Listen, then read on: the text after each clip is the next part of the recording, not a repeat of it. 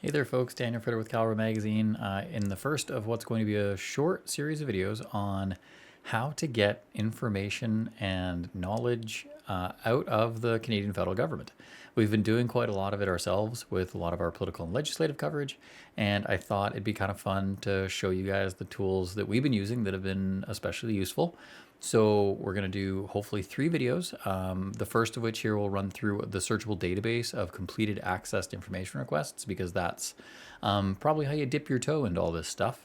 And then in the next one, we'll go through how to file a formal accessed information request, including the whole $5 fee, how to find the right department, and how to word it. And then in the third, we'll actually go through how to make a privacy request, which is very similar to an accessed information request, except instead of asking for the government's information, another record, data, etc., it's actually your right to obtain all of the records the federal government has on you, which for a lot of Canadians would be very little if you are a gun owner. However, there are going to be a few associated with your PAL license, and in some cases even comments that you might have made online. So that's going to be pretty interesting. But like I said, today we're going to start off with the walk before you run sort of thing with the database, a searchable database of completed accessed information requests, which you can find at open.canada.ca. This is a fantastic website. Obviously, I wish there was a bit more on it and a little bit less redactions on the results, but nonetheless, it is fantastic. It is a collection of every access information request that has been made of the federal government, and you can search them all and get them in days, and it's free. So to do that, you're just going to go down to this drop-down menu, just hit Go. It's the default, and it's very quick. As you can see, there's almost 50,000 records, and that represents every department. And the other thing that people don't really recognize about ATIPs is that they can also be filed by people who you might not expect, like lawyers or other political parties, or even different agencies within the government will file ATIPs if they need to formally get information from another department. So there's a ton of records here beyond just nosy journalists and curious members of the public. But nonetheless, it's pretty easy to understand. Obviously, your page counts. You can see here there's a null result here. That would be a record where someone asked a question. The government said we can't find any records. That tells you a lot in and of itself, because a lot of times you can ask for a document or proof and they say we don't have any of that. And you can kind of draw from that your own conclusions.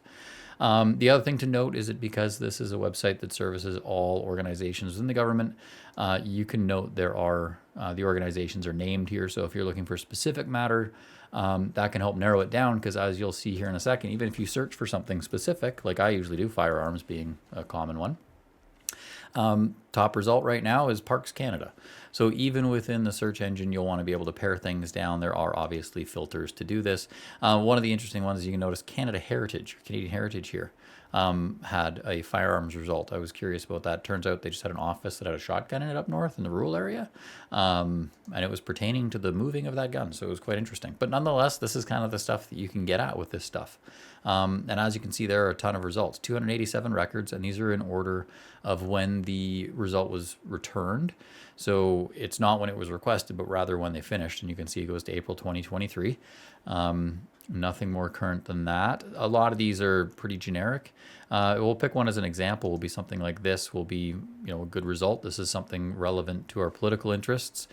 Documents regarding the conclusion that the guns banned on May 1st of 2020, the big OIC ban, are not suitable for hunting or sport shooting. That's because in Canada, the method by which those guns were banned is incompatible with hunting and sporting use. If those guns are deemed to be capable of hunting and sporting use, it would be illegal for them to be banned by OIC. Obviously, for those people watching this that are familiar with Canadian gun laws, the AR-15 was only able to be used for sport shooting. So this is going to probably be an interesting one. 52 pages disclosed in part means that part of the result is going to be redacted, unfortunately. So if you wanted to know what that looked like, you would scroll down here, you fill out the form. Where it says requester category, that's just your category of what you are. Like a lawyer would select private sector if they were doing it for their job. I select media because that's what I am. You're probably a member of the public.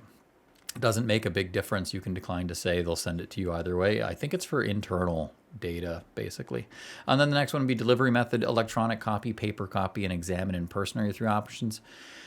just go electronic copy. Everything else takes forever. You fill it all out, you hit submit, and you're done. And then all you have to do is wait between 3 days, and in my experience, about 2 weeks, sometimes longer if they're really backed up, and you get this back.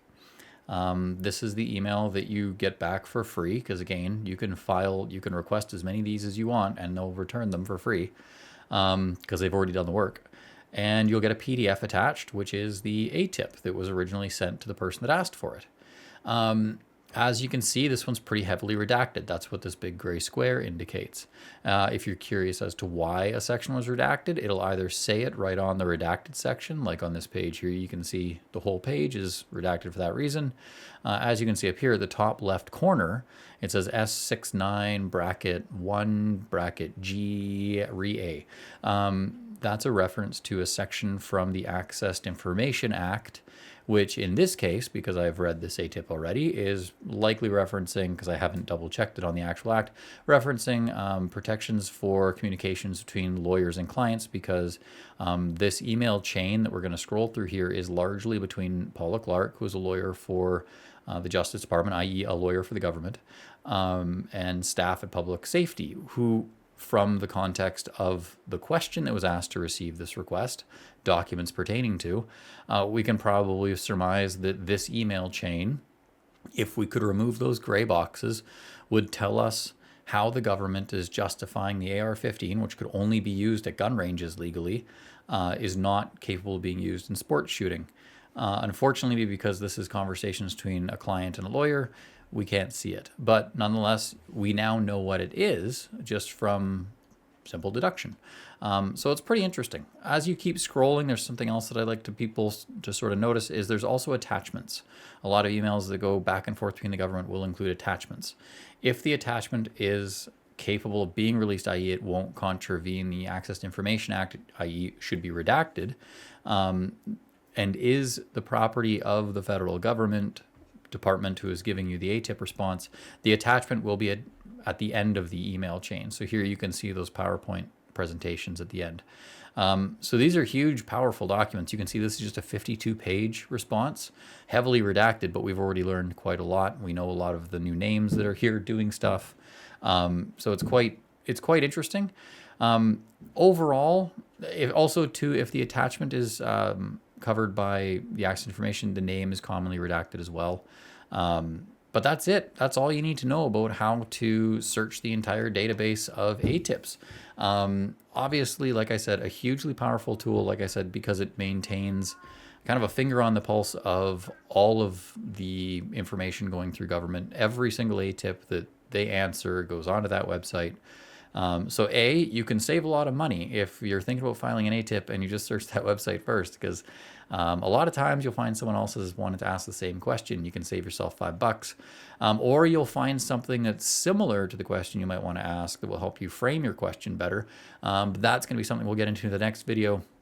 So if you want to see that, subscribe to the channel, and we'll have that up later on this week, how to file an ATIP, where we will be filing some ATIPs. And then, like I said, at the end of the week, we'll go through that privacy stuff, how to get the information the government's got on you.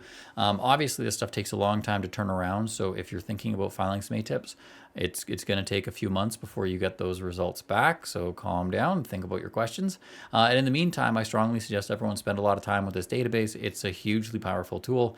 If you want to know more about anything the government is doing kind of currently, this is one of the better tools to get more current access to those documents, especially when you see ATIPs that are filed by lawyers or interagency type people, because they know the language to get faster results from the privacy branch folks that have to fill these out. So like I said, hugely beneficial, hugely powerful. I've used it a ton. Thanks for watching. Like I said, if you want to see more of these, subscribe, like, because that I know helps the algorithm. And if you have any questions or comments, leave them below. Like I'm replying to most of those. If you want to support what we're doing with Caliber and our sort of larger stuff with the political coverage of C21, or if you just like guns and you want to read a magazine, head over to calibermag.ca/subscribe. get yourself a subscription to the actual print magazine. It's 30 bucks. It's been 30 bucks for 10 years, inflation proof, like the Costco hot dog. Because the next issue probably has the largest article ever written about the very end of small arms production in Canada, effectively, like large scale government run small arms production in Canada, with some photos out of people's like family archives and stuff. So it's going to be a very great article. So if you like that, subscribe to the magazine. If you like what you're doing here, just like, subscribe, all that stuff. Thanks for hanging out. I will see you guys in a couple days with that video on how to file an access to information request. Keep up the good work. I hope everyone had a great weekend. Look after your mental health. Take some time for yourselves. I know all this stuff can be quite stressful. And I will see you guys in a couple days. Thanks for joining me. See you soon.